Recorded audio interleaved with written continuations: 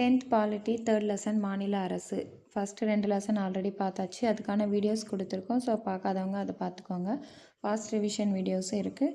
நார்மலாக நீங்கள் ரிவிஷன் பண்ணுறதுக்கு நீங்கள் அதை யூஸ் பண்ணிக்கலாம். ஓகே, ஃபஸ்ட்டு வந்து பார்க்கலாம். அறிமுகம் என்ன அப்படின்னா, கூட்டாட்சி அரசாங்கம் அப்படின்னா நடுவன், அதாச்சு மத்திய அரசு தான் நடுவண் அரசு. அந்த அரசு மாநில அரசு, அது ரெண்டுத்துக்கும் தனித்தனியான நிர்வாக முறைகளை வந்து கொண்டிருக்கு. அதனால் இது வந்து தனித்தனி நிர்வாக முறைகளை கொண்ட கூட்டாட்சி அரசாங்கம் அப்படின்னு சொல்லிட்டு சொல்கிறாங்க. இந்த கூட்டாட்சியில் தேசிய தலைநகரான புதுடெல்லி உட்பட 8 யூனியன் பிரதேசங்கள் இருக்குது. 28 மாநிலங்கள் வந்து இருக்குது. மொத்தம் எவ்வளோ? 8 யூனியன் பிரதேசம், 28 மாநிலங்கள் இருக்குது.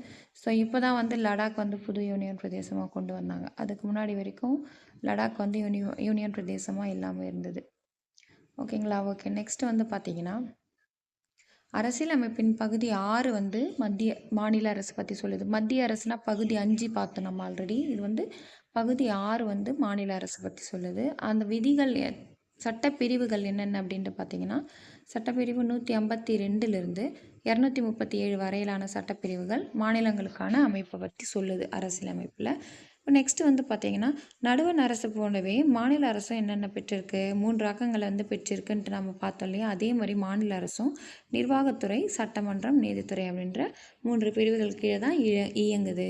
ஸோ ஃபஸ்ட்டு நிர்வாகத்துறையில் ஆளுநர் வருவார். ஆளுநர் தான் வந்து மெயின். ஃபஸ்ட்டு அவர் தான் தலைமை. அவர் தான் வந்து பார்த்திங்கன்னா அரசியலமைப்பினுடைய தலைவர், மாநிலத்தினுடைய அரசியலமைப்பின் தலைவர். பின்னாடி பார்ப்போம். மாநில நிர்வாகத்தின் அரசியலமைப்பு தலைவர் யார் அப்படின்னு பார்த்தீங்கன்னா ஆளுநர். ஆளுநர் வந்து பார்த்திங்கன்னா, அதாச்சு ஒரு ஆளுநர் பெயரில் மாநில அரசு நிர்வாகம் வந்து செயல்படுது அப்படின்னு சொல்லிட்டு சொல்கிறாங்க. அரசியலமைப்பு சட்டப்பிரிவு 154 வந்து பார்த்திங்கன்னா மாநில அரசுடைய நிர்வாக அதிகாரத்தை பற்றி கூறுது. அப்போது மாநில அரசின் நிர்வாக அதிகாரம் ஆளுநரிடம் உள்ளது அப்படின்றது எந்த சட்டப்பிரிவு கூறுது அப்படின்னா சட்டப்பிரிவு 154. 153னா ஆளுநருடைய நிர்வாகம் அப்படின்றது வரும்.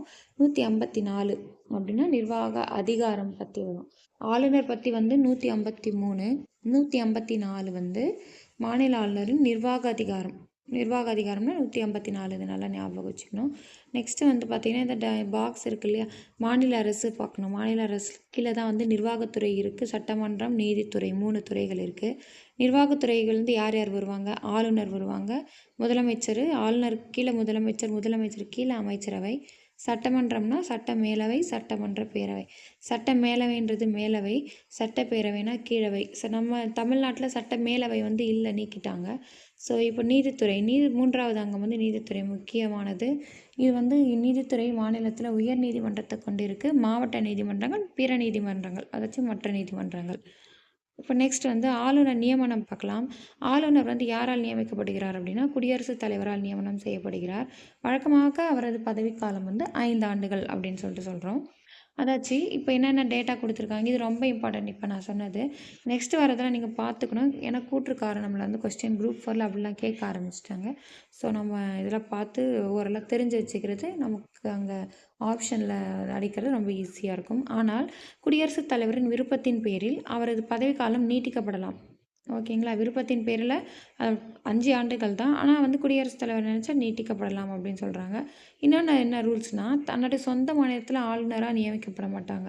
இப்போ ஒருத்தர் தமிழ்நாட்டில் இருக்காங்கன்னா தமிழ்நாட்டில் ஆளுநராக இருக்க மாட்டாங்க, அவங்க அதர் ஸ்டேட்டில் தான் போடுவாங்க. நெக்ஸ்ட்டு வந்து பார்த்திங்கன்னா, அவர் குடியரசுத் தலைவரால் ஒரு மாநிலத்திலேருந்து வேறொரு மாநிலத்துக்கு மாற்றலாம். அவரை வந்து டிரான்ஸ்ஃபர் பண்ணி விடலாம். யாரால் முடியும் பவர்? குடியரசுத் தலைவர்கள் தான் அந்த பவர் இருக்குது.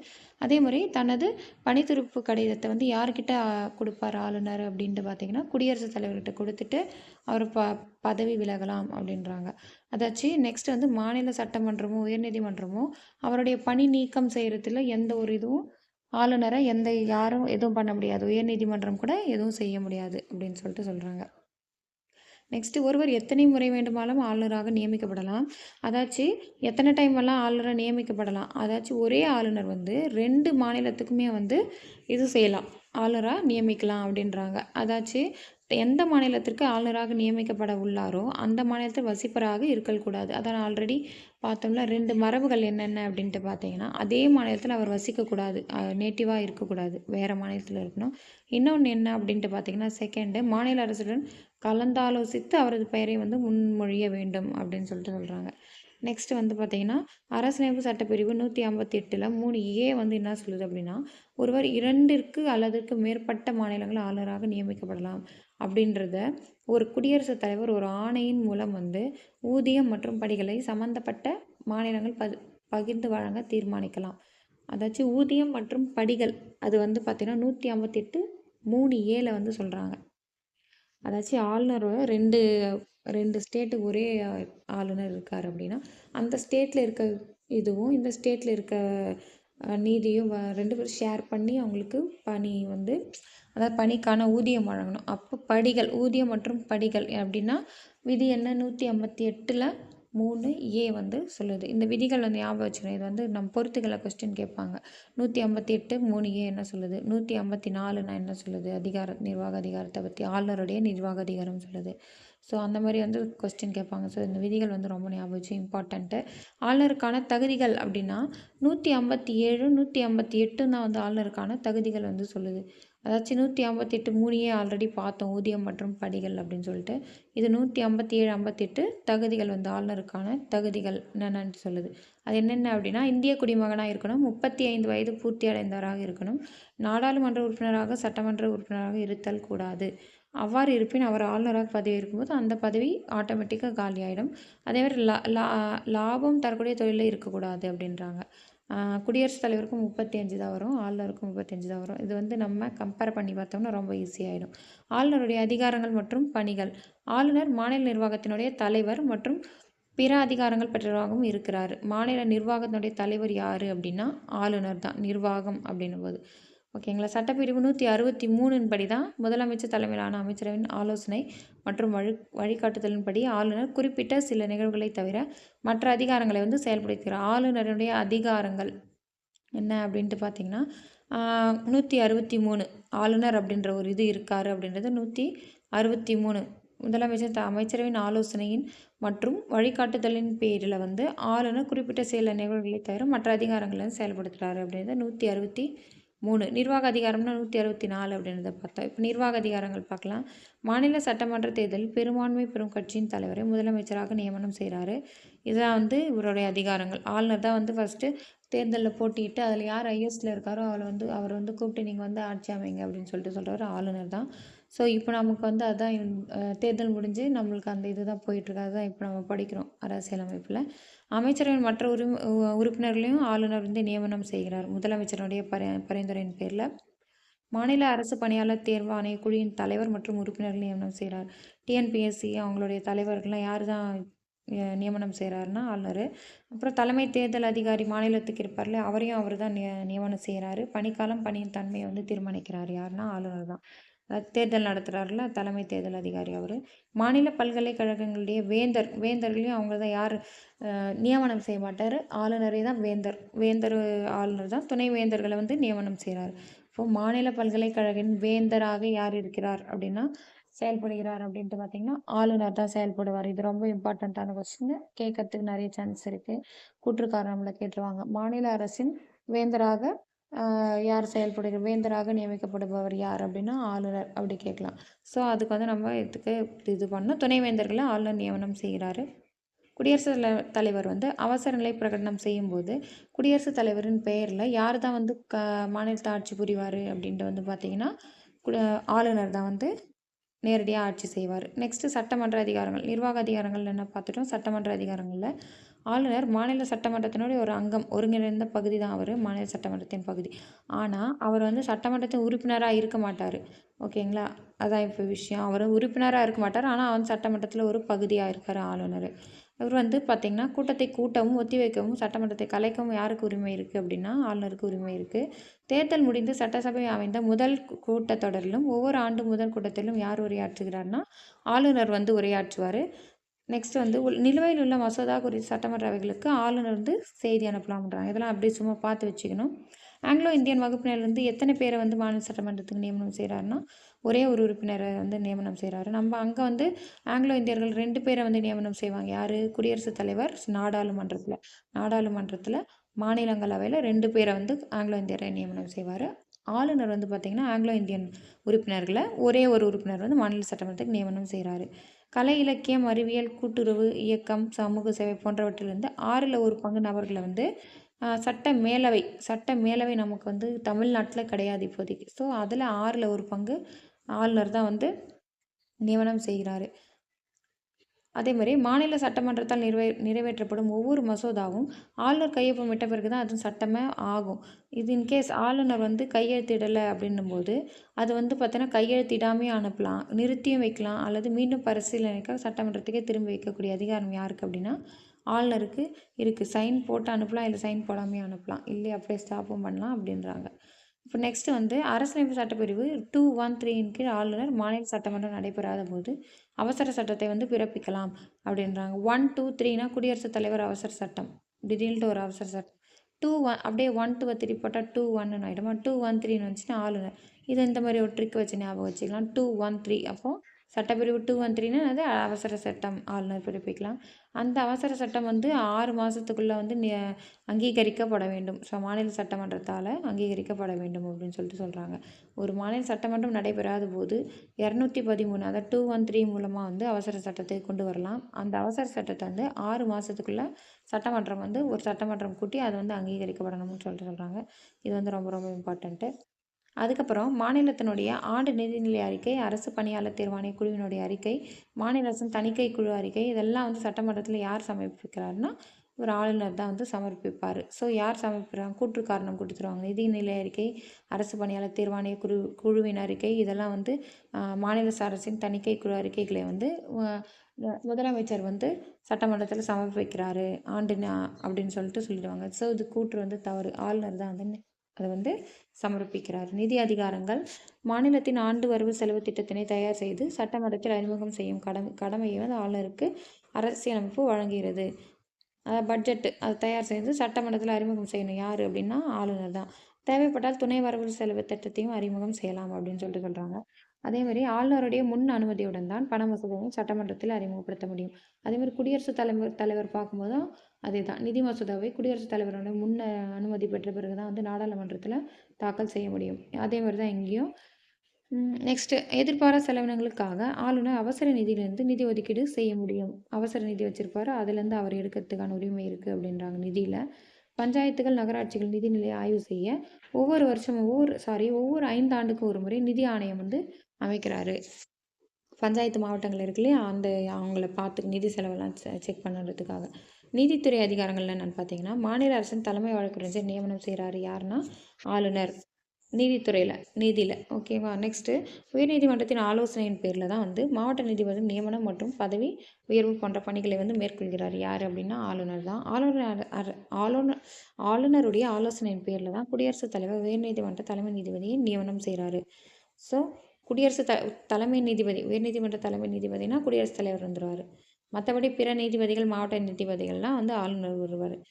கருணை மனு அடிப்படையில் குற்றவாளிகளை வந்து மன்னிக்கவும், குறைக்கவும், தண்டனை குறைக்கவும் வந்து உரிமை வந்து குடியரசுத் தலைவருக்கும் இருக்குன்னு பார்த்தோம், ஆளுநருக்கும் அதே மாதிரியே இருக்குது.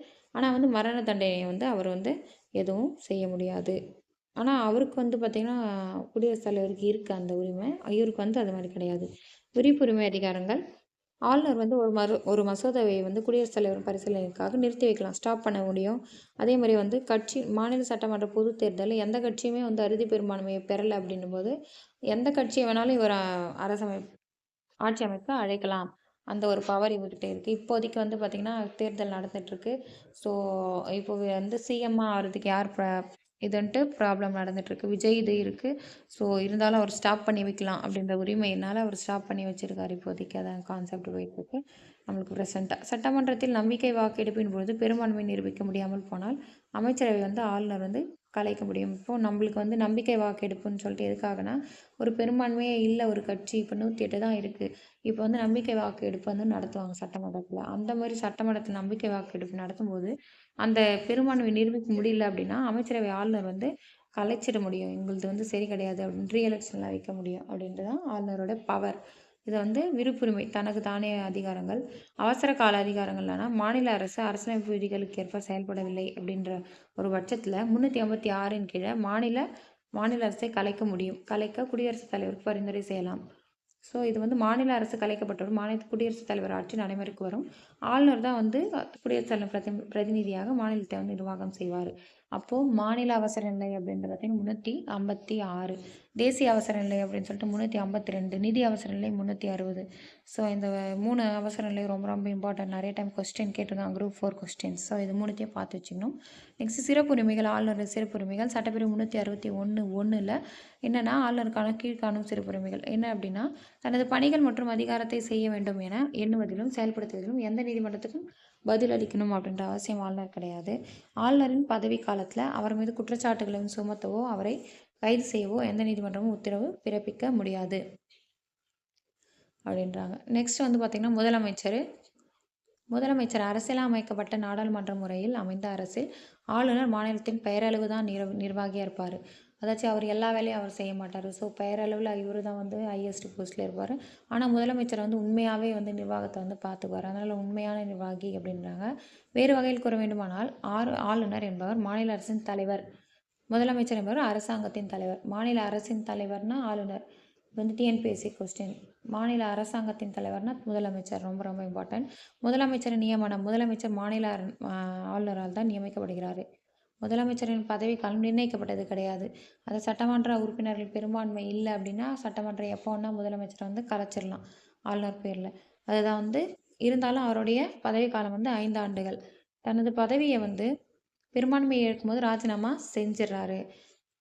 அதே மாதிரி சட்டமன்ற மற்ற உறுப்பினர்கள் போலவே இவருக்கும் வந்து 5 ஆண்டுகள் தான். முதலமைச்சருடைய அதிகாரங்களும் பணிகளும் அமைச்சரவை தொடர்பானது. இதெல்லாம் வந்து சும்மா அப்படியே பார்த்து வச்சுக்கணும். இதெல்லாம் கூட்டுருக்காரு நம்மளை கேட்கறதுக்கு வந்து சான்ஸ் இருக்குது. அண்டர்ஸ்டாண்ட் பண்ணிக்கணும். முதலமைச்சரின் பரிந்துரையின் பேரில் தான் ஆளுநர் வந்து அமைச்சர்களை நியமிக்கிறாரு. அமைச்சர்களுக்கு துறைகளை வந்து ஒதுக்கீடு செய்கிறார். யார் அப்படின்னா யார் முதலமைச்சர் தான். தனது அமைச்சரை மாற்றி அமைக்கும் ஒரு அமைச்சருக்கு என்னென்ன பண்ணணும் அப்படின்றது முதலமைச்சர் கையில் தான் இருக்குது. அவருடைய கண்ட்ரோல் எல்லாமே முதலமைச்சர் தான் இருக்குது. அமைச்சரவை கூட்டத்தை யார் தலைமை நடத்துகிறாங்களோ அவர் தான், முதலமைச்சர் தான் பண்ணுவார். அமைச்சர்கள் அனைவரும் நான் சொன்னேன் இல்லையா, கட்டுப்படுத்துறது, வழிநடத்தி இயக்கிறது எல்லாமே முதலமைச்சர் தான் இருப்பாங்க. ஆளுநர் தொடர்பானவை, ஆளுநர்கிட்ட என்னென்ன அவங்கக்கிட்ட அதிகாரம் இருக்குது அப்படின்னு பார்த்தீங்கன்னா, அலுவலர்களுடைய நியமனங்கள் தொடர்பாக ஆளுநருக்கு யார் ஆலோசனை வழங்கலாம் அப்படின்னு வந்து பார்த்திங்கன்னா, இவர் தான், முதலமைச்சர் தான் ஆலோசனை வழங்குவார். இது மாநில அரசின் தலைமை வழக்கறிஞராக இருக்கட்டும், மாநில தேர்தல் ஆணையர், இல்லை நம்ம டிஎன்பிஎஸ்சி அவங்களுடைய தலைவராக இருக்கட்டும், உறுப்பினர்களாக இருக்கட்டும், மாநில திட்டக்குழு தலைவர் மற்றும் உறுப்பினர்கள் யாராக இருந்தாலும் சரி, மாநில நிதிக்குழு தலைவர் மற்றும் உறுப்பினர்கள், இந்த மாதிரி இருக்கவங்க யார் தான் வந்து ஆலோசனை பண்ணுவார் அப்படின்னு பார்த்திங்கன்னா இவர் தான், முதலமைச்சர் தான் ஆலோசனை பண்ணி ஆளுநருக்கு சொல்லுவார். சட்டமன்றம் தொடர்பானவைனா சட்டமன்ற கூட்டத்தொடரை தொடங்கி வைக்கிறது, ஒத்தி வைக்கிறது ஆளுநருக்கு முதலமைச்சர் ஆலோசனை வந்து வழங்குறாரு. முதலமைச்சர் வந்து கூட்டத்தொடரை தொடங்குறது, ஒத்தி வைக்கிறது அப்படின்றதுக்கு முதலமைச்சர் யாருக்கு ஆலோசனை வழங்குறாரு? ஆளுநருக்கு ஆலோசனை வழங்குறாரு. உங்கள் சட்டமன்றத்தில் அரசின் கொள்கைகளை வந்து அறிவிக்கிறாரு. யாருன்னா முதலமைச்சர் தான். சட்டமன்றத்தில் மசோதாக்களை அறிமுகப்படுத்துகிறார். யார் அப்படின்னு வந்து பார்த்திங்கன்னா முதலமைச்சர் தான். எந்நேரத்திலும் சட்டமன்றத்தை கலைக்க ஆளுநருக்கு பரிந்துரை செய்கிறாரு. யார் அப்படின்ட்டு பார்த்திங்கன்னா முதலமைச்சர்.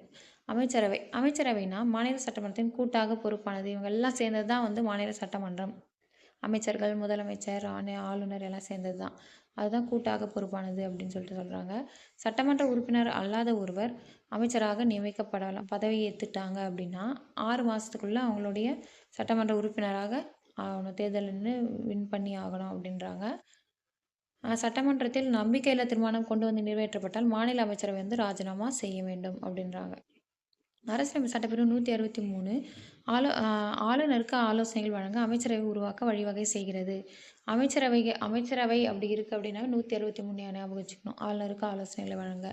அதே மாதிரி 163(1)ல் தான் என்ன சொல்கிறாங்க, முதலமைச்சரை தலைவராக கொண்ட அமைச்சரவை ஆளுநருக்கு தேவைப்படும் போது, அதே தான் அமைச்சரவையை பற்றி தான் வந்து 163(1) வந்து சொல்லுது. ஆளுநருக்கு தேவைப்படும் போது உதவி செய்யும், ஆலோசனை வழங்கவும் வேண்டும் அப்படின்னு சொல்லிட்டு சொல்கிறாங்க. நெக்ஸ்ட் அமைச்சர்களான மற்ற விதிகள் என்ன, சட்டப்பிரிவு 164(1)ல் தான் ஆளுநரால் முதலமைச்சர் நியமனம்னா 166(4)(1) அதான் சொல்கிறாங்க. அதேமாரி வந்து அமைச்சர்களுடைய முதலமைச்சர் உட்பட மொத்த அமைச்சர்களின் எண்ணிக்கை வந்து மொத்த உறுப்பினர்களின் எண்ணிக்கையில் 15% வந்து தாண்டக்கூடாது அப்படின்ற சட்டப்பிரிவு எது சொல்லுது, 164(1)(7) சொல்லுது. 15% விழுக்காட்டை வந்து தாண்டக்கூடாது. மொத்த அமைச்சர்களின் எண்ணிக்கை மொத்த உறுப்பினர்களின் எண்ணிக்கையில் 15 விழுக்காட்டை அமைச்சர்கள் 15 விழுக்காட்டை தாண்டக்கூடாது அப்படின்னு சொல்லிட்டு விதி என்ன சொல்லுது? 164(1) சட்டப்பிரிவு வந்து சொல்லுது நமக்கு. அமைச்சரவனுடைய அதிகாரங்கள் மற்றும் பணிகள் என்னென்ன அப்படின்ட்டு பார்த்தீங்கன்னா, மாநில அரசுக்கான கொள்கைகளை உருவாக்கி திறம்பட நடைமுறைப்படுத்துறது அமைச்சரவை எல்லாம் சேர்ந்து தான் பண்ணுவாங்க. சட்டமன்ற நிகழ்ச்சிகளை முடிவு செய்து அனைத்து முக்கியமான மசோதாக்களுக்கும் ஆதரவு அளிக்கிறாங்க. நிதி கொள்கையை கட்டுப்படுத்துவதுடன் மாநில பொதுநலத்துக்காக வரி கொள்கையை முடிவு செய்வது யாரு அப்படின்ட்டு வந்து பார்த்தீங்கன்னா, அமைச்சரவைகள் தான். முக்கியமான துறை தலைவர் நியமனங்களை வந்து செய்து மற்ற மாநிலங்கள் பேச்சுவார்த்தை நடத்தி பிரச்சனைகளை தீர்க்க முயற்சி மேற்கொள்கிறது. மாநிலத்துக்கான செலவுகளை சமாளிக்க திட்ட அறிக்கையை வந்து உருவாக்குது யார் அப்படின்ட்டு வந்து பார்த்திங்கன்னா அமைச்சரவை தான். ஒரு மசோதா சட்டமன்றத்தில் அறிமுகப்படுத்தும் போது அது சாதாரண மசோதாவா அல்லது நிதி மசோதாவா என்பதை தீர்மானிக்கிறது யார்? அமைச்சரவை தான். அதேமாதிரி அமைச்சரவையினுடைய ஒவ்வொரு அமைச்சரின் பணிகளை கட்டுப்படுத்தி கண்காணித்து ஒருங்கிணைக்கிறது. ஆண்டு வரவு செலவு திட்டம் பட்ஜெட் அமைச்சரவையால் தான் வந்து இறுதி செய்யப்படுகிறது. பட்ஜெட் யாரால் இறுதி செய்யப்படுகிறது? அமைச்சரவையால் இறுதி செய்யப்படுகிறது. நெக்ஸ்ட் மாநில சட்டமன்றம் பார்ட் 2 வீடியோவில் பார்க்கலாம். Okay, thank you. தேங்க்ஸ் ஃபார் வாட்சிங். அண்ட் வீடியோஸ் பிடிச்சிருந்தா வந்து லைக் பண்ணுங்கள், சப்ஸ்கிரைப் பண்ணுங்கள், அண்ட் வந்து ஷேர் பண்ணி விடுங்க டிஎன்பிஎஸ்சி படிக்கிற நண்பர்கள் எல்லாருக்குமே. ஓகே, தேங்க்ஸ் ஃபார் வாட்சிங்.